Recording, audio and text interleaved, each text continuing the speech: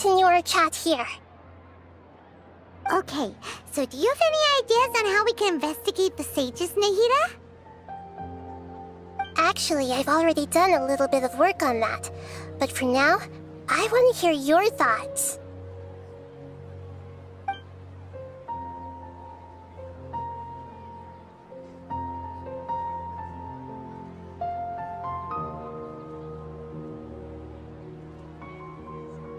We're in the dark as of now. Since we still don't know anything about their goals, any rash move could tip them off and lead to terrible consequences. After all, every person in Sumeru City is one of their hostages. I've already tried that, but all the key members of the Academia, even the core of 30 guards, intentionally avoid wearing their Akasha terminals. It seems that from the very beginning, they've been guarding against info leaks from the Akasha. Of course, it could also be because they're wary of me. Have you already caught the sage's attention? I'm guessing not yet, but distrusting me would make perfect sense if they've ever paid attention to the urban legends about me. In any case, I probably can't take over their minds directly. No way, that's too risky. You mean it'd be too easy to get caught? No, it's not that. We shouldn't involve innocent students in this. A single mistake could completely ruin their lives. Doing that would be ignoring the safety of my people for my own selfish goals. How is that any different from what the sages are doing? That's a good point. Spoken like the god of Sumeru.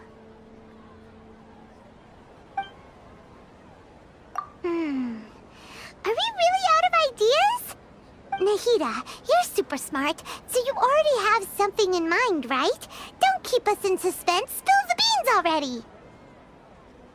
According to a popular theory from the Vahumana Darshan of the Academia, rejecting impractical motions at the beginning of a planning session will give more weight to the actual proposal. Okay, but aren't you the god of wisdom? You don't have to use that kind of gimmick to make us take your ideas seriously. Well, I've been thinking that if I can't directly possess the leaders, and if I can't get ordinary people involved, then I should find someone who's already involved, but hasn't decided to side with the sages. You're saying we should recruit a spy?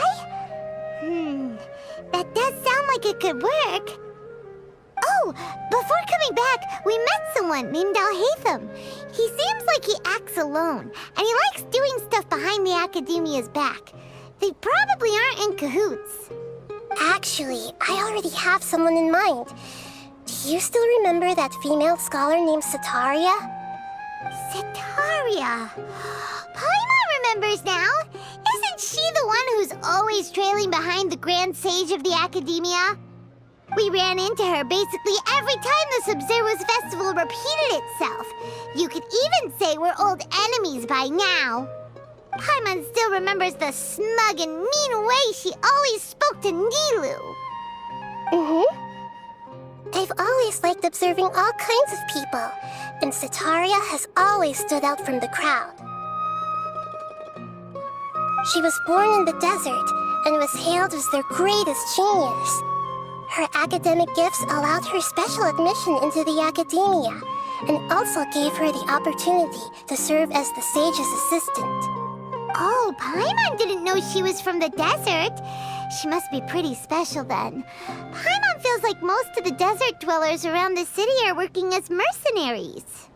The name Setaria means star. When she lived in the desert, she shone like the brightest star in the night sky. Later on, she was chosen by the sun. The star was given a place in the daytime sky to complement the sun's dazzling light. Soon after, the star witnessed the sun scorching the earth, which brought forth many disasters. The star began to waver.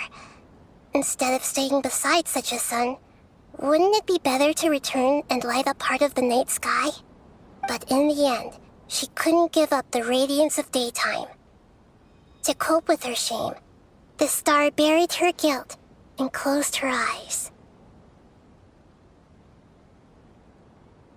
From the sound of it, Sataria's just hung up on the research opportunities here.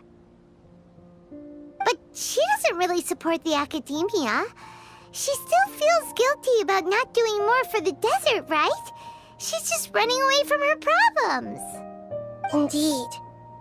When they are presented with complex moral issues, many people will simply plug their ears and go with the flow until the problem can't be fixed anymore.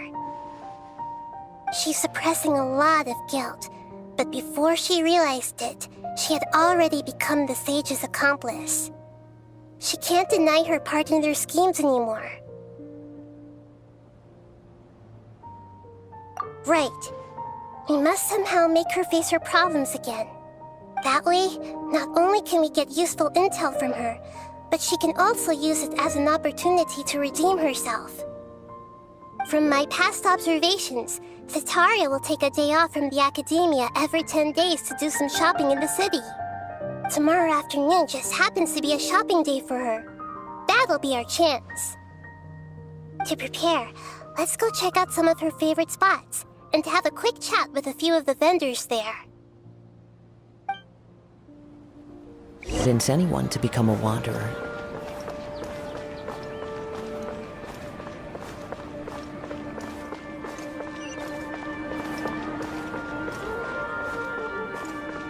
It's called being a freelancer.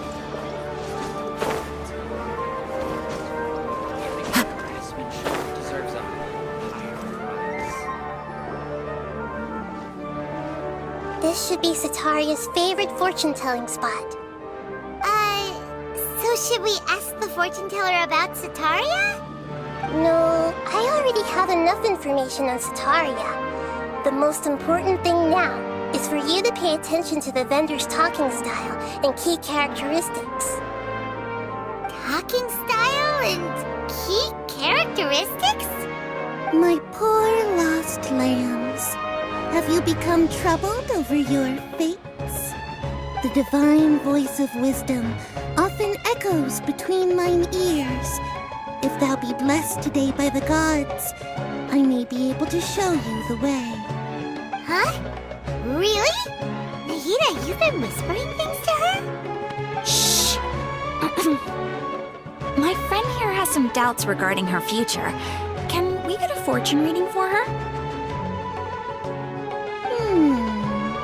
Of course, of course. In that case...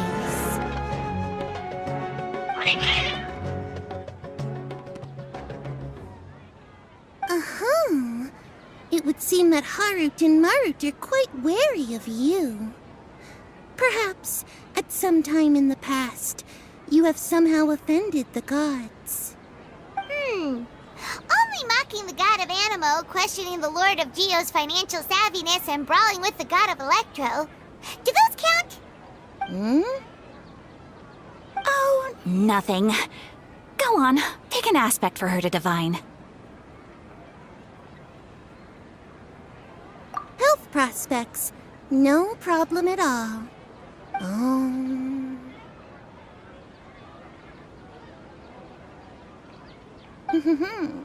The gods have spoken. The truth shall be revealed. Your life shall continue on for many tens of thousands of years. Impossible. Harut, Marut, did you two spoil my divination? I've never read a fortune so absurd.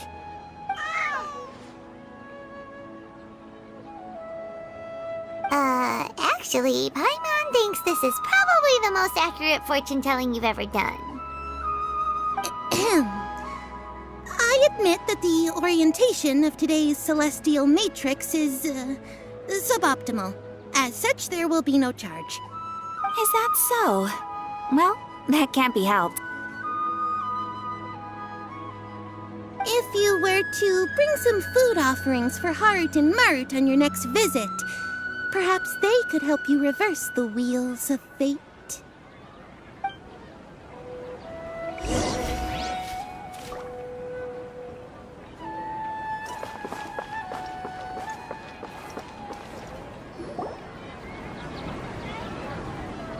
this another one of Sataria's favorite stalls?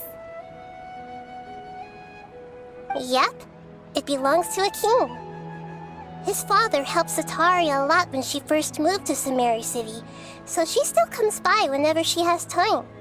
When I start talking with him, listen carefully to the details of our conversation. Ah, dear customers. Would you like to look at some pottery? We caught wind of your great craftsmanship, so we specifically came to take a look. Oh, I recognize you. Aren't you Miss Catherine from the Adventurers Guild? Sounds like I'm in for some big business. Speaking of, where did you learn this trade? I suppose you could say it all started with my dad. He's a mason by trade, but I picked up an interest in clay while apprenticing for him. After that, I began making pottery by myself in secret, and I simply changed trades when my works turned out well. Although it's a pity that I'm no longer making much use of the knowledge provided to me by the Akasha. That's nice. You're making a living doing something you love. So is your father still working as a mason? Oh no, not anymore. A few years back, he fell from a roof and broke his leg. Since he had already saved enough Mora over all these years, he's just enjoying the retired life in Port Ormos nowadays. I see. We wish him peace and happiness in his retirement. I'll have someone in charge of logistics at the guild come by another day for some goods. We'll leave you to it. Take care now. No problem. Rest easy, all our goods are sure to meet your every need.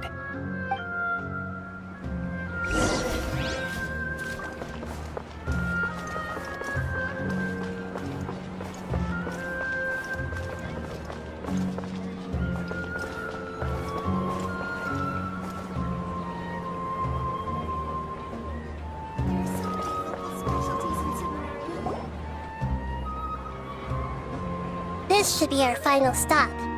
Sataria's always thinking of this restaurant when she's working at the academia, so she always comes by whenever she's out in the city. Nahida, you've really thought of everything. It's my duty to protect Samari's citizens, after all. Hi there. I feel like I've seen you down by the docks before. Huh? Sorry, I don't quite remember.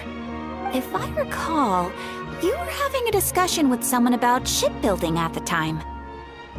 Ah, that's right! I've always been really interested in feats of marine engineering. After all, I grew up in Liyue Harbor and spent my entire childhood staring at the ships going in and out of the port. I came to Sumeru to study, but failed to make it into the academia due to my lack of talent. But I'm still discussing all kinds of problems with different scholars, and I'm continuing to study and perform research from the restaurant's basement. I'm sure I'll get to the academia after their next round of exams. What an admirable spirit for learning! Amazing! Sure, but you'll find hardworking people wherever you go. So this restaurant has a basement as well? Huh. First I've heard of it. That's right. It's not usually open to patrons. Most of the time, employees use it for breaks or to hold private events. I see. Guess that makes sense. Well, good luck with your studies, Miss Chishan. Thank you so much. As long as I can make it into the academia as an official student, I'll be happy.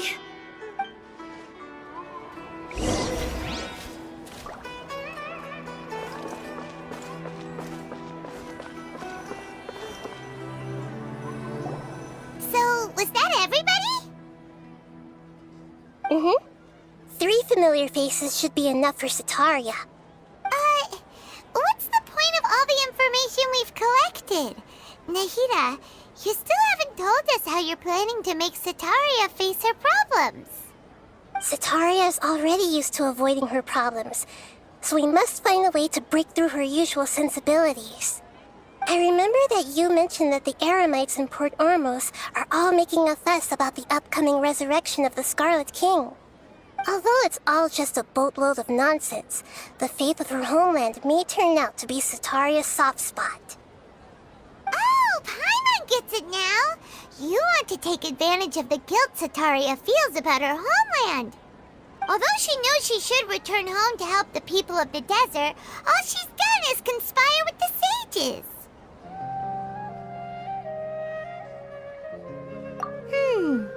So how do we set that up? Well, the Scarlet King is long gone, and Sataria is also too smart to fall for any simple tricks. If we simply engaged her under the guise of the Scarlet King's believers, she would definitely be wary of us, and we may not get anywhere. But if we were to borrow some of her close acquaintances to talk with her, her reaction would probably be very different. So you mean you're going to possess those people we just talked to? Yep. Possess them through the Akasha. Imply that they've already converted to the faith of the Scarlet King, and then convey our made-up will of the Scarlet King. As long as everything goes smoothly, we'll get through to Sataria for sure. She'll never guess that we had anything to do with it. Ah, so that's how you're going to use all the info we collected on these people. It's so that you won't slip up and break form. Possessing them will only work if you can manage to pass off as them. Exactly. So, best of luck with impersonating them. Huh? Best of luck? But we don't know how to possess anyone. That's no problem at all. I'll just share all their senses with you once I've possessed them. As long as you're also wearing an Akasha terminal, the effect will basically be as if you've possessed them yourself. Huh. That is pretty convenient. But why does she have to do this? Can't you do it yourself? Although I've been observing humans for a while, I've never been good at imitating them. You're not wrong. It's always been painfully obvious whenever you try to pass as Catherine. If it was at all possible, I would have preferred to leave these people alone. But seeing how things are now, I probably should just accept it and push on. Yeah, don't beat yourself up over it. We're only doing this to help everyone, and we'll only be borrowing them for a little while anyway. Alright, then let's give it a go tomorrow afternoon.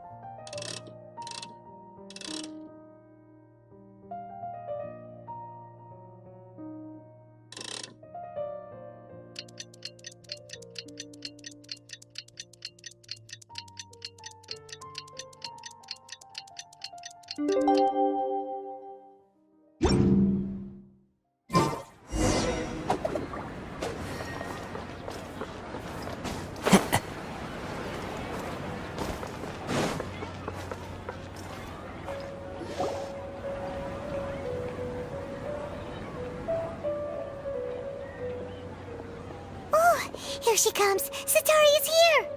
Let's quietly follow her. Once she starts talking to her acquaintances, we'll find a safe spot to begin possessing them.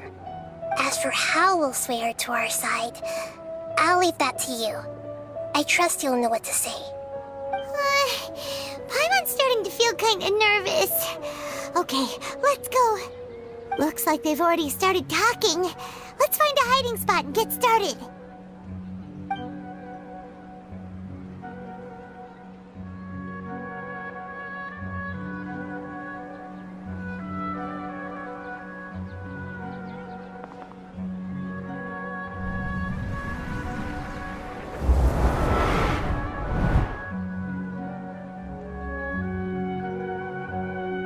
That's right. You really can't force anything when it comes to love. And besides, everyone around me has a very different background and outlook. Are you still listening to me, Nabia? Oh, of course I'm listening. You were talking about troubles with your love life, right? I heard everything you said. Okay then. You just seemed a little distracted for a moment there.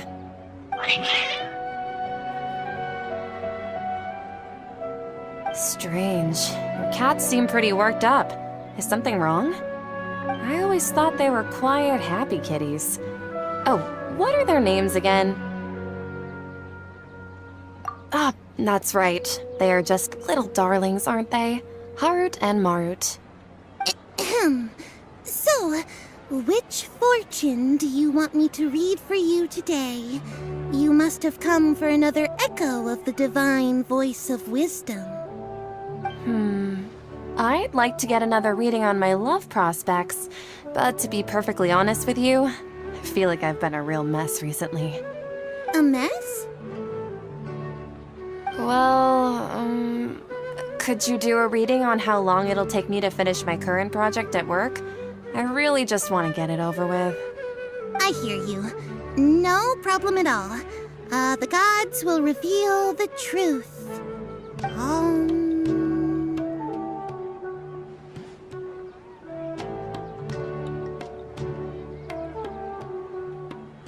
The gods are asking, Setaria, why haven't you gone home? Why haven't I gone home? Do the gods really know everything I've been thinking about? Setaria, why don't you just go home? It's a demand now instead of a question. The gods seem to be truly upset. I'm sorry. I know I failed the gods. Please pass on my most sincere apologies and ask for their divine forgiveness. And if I may ask, Nabia, is there a specific god who's speaking to you right now?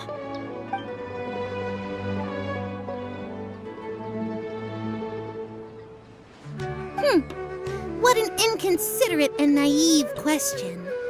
The god who is speaking to me is, of course, the wisest and mightiest of all, the Scarlet King. The Scarlet King? No wonder he would make such a demand of me. Oh, wait a second. The Scarlet King passed away a long time ago. Even though news of the Scarlet King's resurrection has been spreading like wildfire, it's all just a misinformation campaign from the Academia. How can the Scarlet King still exist in real life? What insolence! I am the Scarlet King's most loyal believer. Do you wish to refute his voice of wisdom? Oh, no. As a child of the desert, I am only reveling in his power upon learning that his divine glory has touched even this city. I will think very carefully about his demand of me. I'm sorry. I must go now. Wait!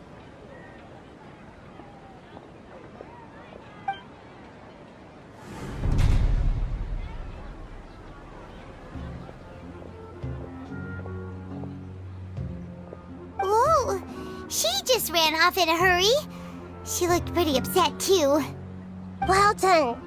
Setaria didn't seem to suspect anything amiss.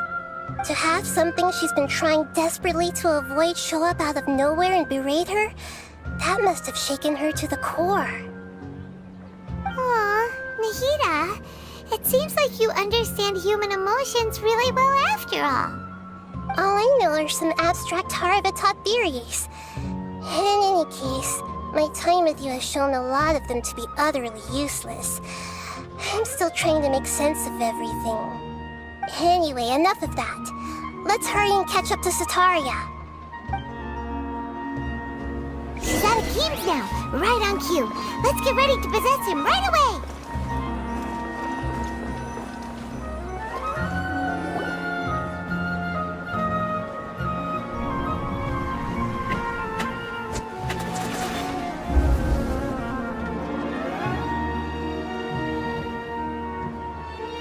It's okay. I just got caught up in something. Oh, actually, didn't you ask me to help you look for work? What kind of work were you looking for again? Oh, right. Your old man's craft. How could I forget? Speaking of, how's he doing? Is he feeling any better?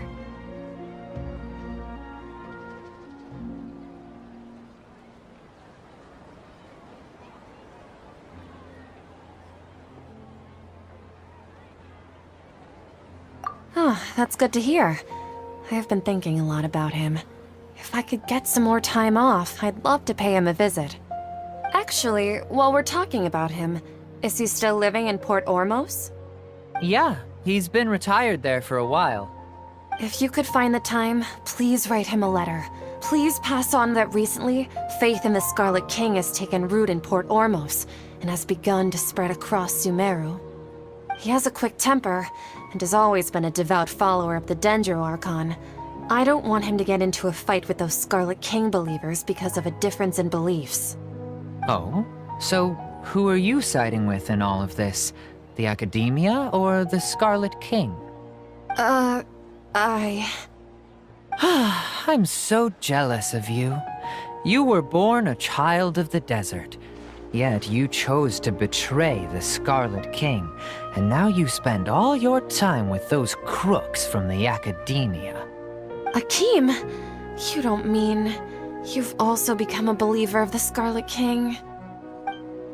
What's so strange about becoming a believer of the wise Scarlet King? In fact, aren't you the strange one? The one who still can't pick a side? Can't pick a side? Me? Whoa! Paimon had no idea you'd be so good at this! You really zeroed in on the issue and put it right in front of her. It might feel a bit overwhelming for Sataria. But once everything is over, I'll be sure to pay her a visit to her mind and explain everything. Anyway, let's keep going.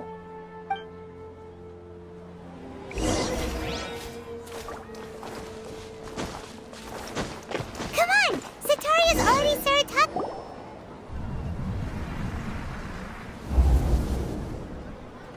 So, Shishan, have you noticed anything weird in the city lately? Like, as if someone was trying to preach to you about something? Oh, right.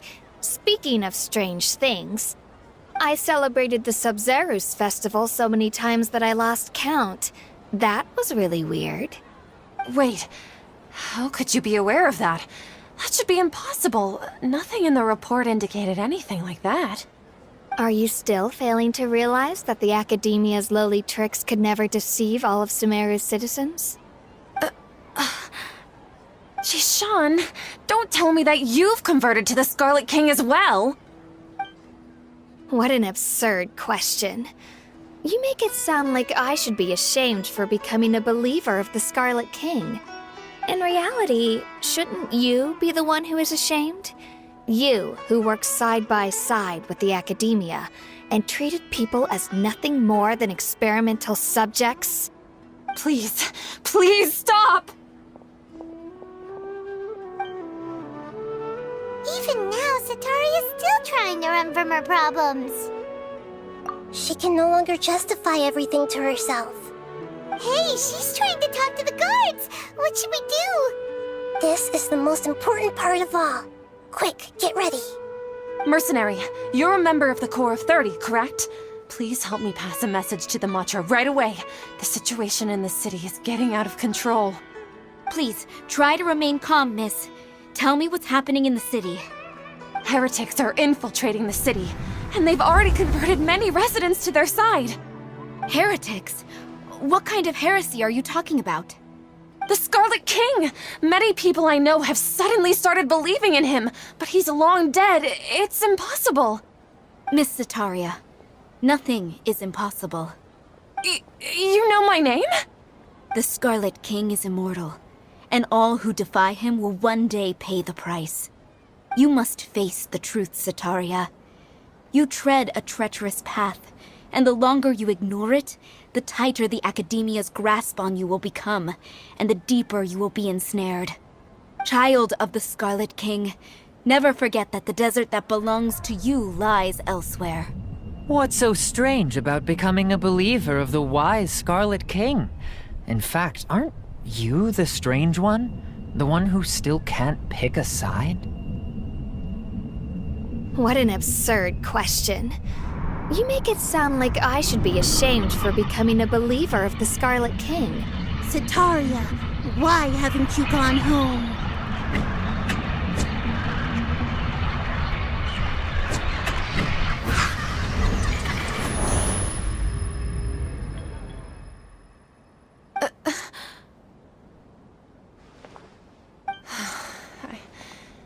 seems that no matter where I run, I only keep finding more believers of the Scarlet King. I have to say, this is a familiar feeling. I've also been running from my guilt this whole time. Guilt over my part in the Sage's plans, and from ignoring the letters from the children of my homeland. But no matter how much I may try to ignore or get rid of it, my guilt always comes back. You won't necessarily lose your research opportunities by facing the truth. Besides, did you really want to conduct your research while carrying such heavy feelings of guilt? How do you know me so well? Are you truly just a believer of the Scarlet King? Or are you the god himself? That's not important. The important thing is to pass judgment on the academia and its sages, and to correct their mistakes. If you could provide some assistance in this matter, perhaps it could serve as a form of atonement. I've actually never believed in the gods, but I've always believed in serendipity. Your appearance must be a fated opportunity for me to get out of this wretched situation. Please tell me, what can I do for you? How much do you know about the sage's current activities? I was just one of the designers for the massed dream harvest scheme, which is what happened around the Sub-Zeru's festival. But I know very little about the full scope of the overall project. I'd assume that only staff with the highest clearance would have access to those confidential documents. I've just been working to meet the Grand Sage's specified requirements. However, there's something that's been really bothering me. I heard that a scholar who was previously expelled has returned to the city, and even the sages are still quite wary of him. To fight against the academia, we will need to figure out the nature and the purpose of their work. Is there a way for us to get access to the confidential documents you mentioned? It should be possible if we're willing to take some risks. After all, I'm an assistant to the Grand Sage, and I've been working on many tasks outside of the project. One thing, though, I won't be able to transfer the documents to you through the Akasha once I get my hands on them. The sages have always closely monitored all activities within the Akasha. Let me see... let's use the most primitive method. Send someone to pick up the documents tomorrow evening at the Academia entrance. The Academia entrance? Wouldn't that be too conspicuous? Don't worry about that. I assure you, this won't be a trap. I'm only suggesting this location because it'll draw more scrutiny for me to leave the Academia again. It'll be safest for me to distract the guards long enough to hand you the documents. All right, I trust you.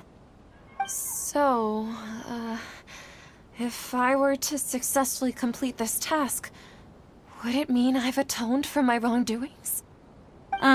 That'll depend on the judgment of the Dendro Archon.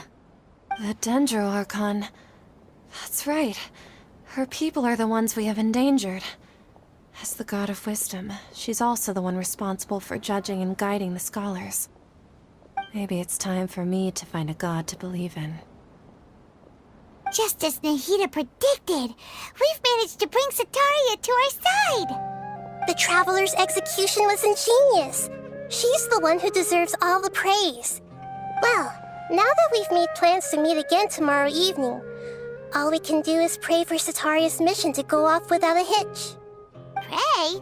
But if we're going to pray to the gods, aren't we just praying to you? God of Wisdom and Guardian of the Scholars? No. The truth is the true Guardian of Scholars. I've always believed that. Anyway, let's meet again tomorrow evening at the Adventurers Guild.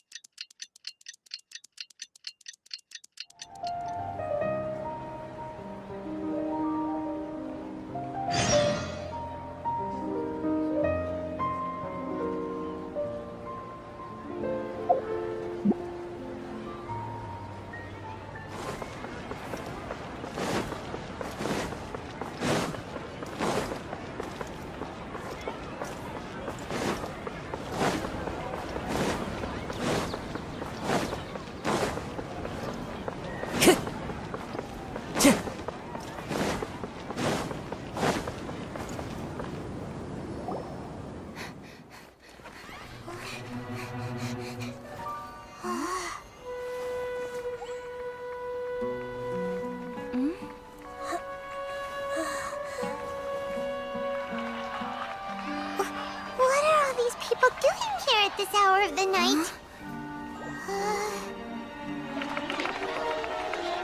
Ah, the triumphant hero returns at last. And to a rather spectacular welcome, even if I do say so myself. You're the outcast, expelled from the Academia. Indeed I am. Although these days they tend to call me the Doctor.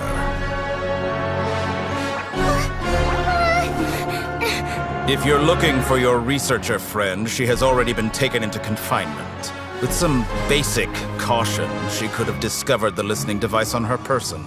Clearly, she lacks the degree of rigor expected of a true scholar.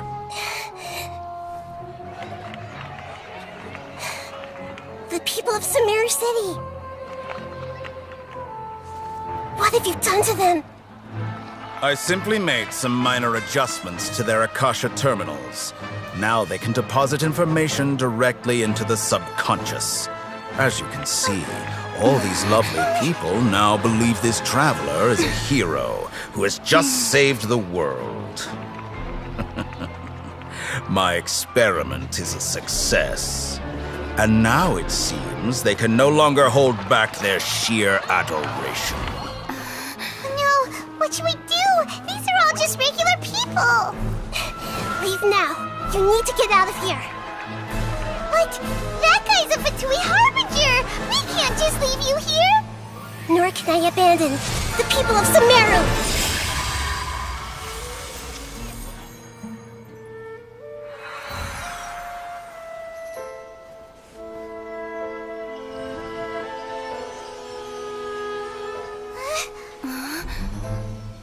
Don't worry. We'll meet again outside of the city.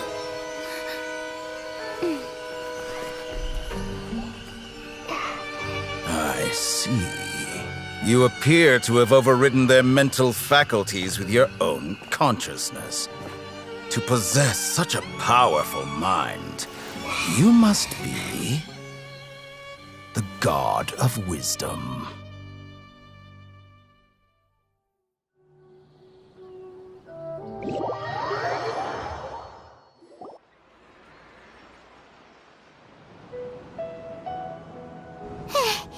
This should be far enough. Whew. Paimon needs to catch her breath first. Is Nahida going to be okay?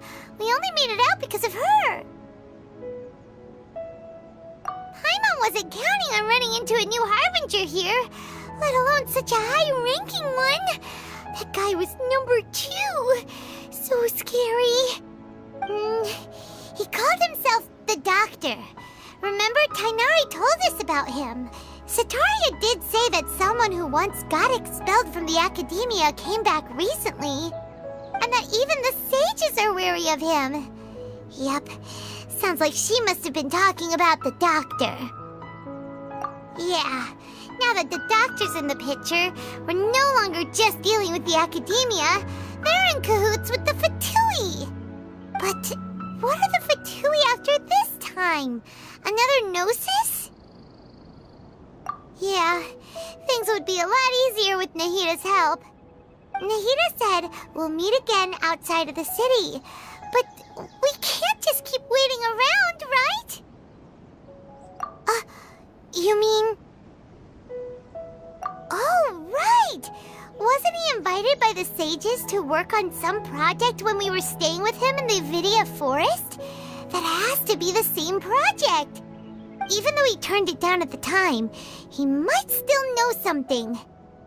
There's no time to lose. Let's go to Gandharvaville.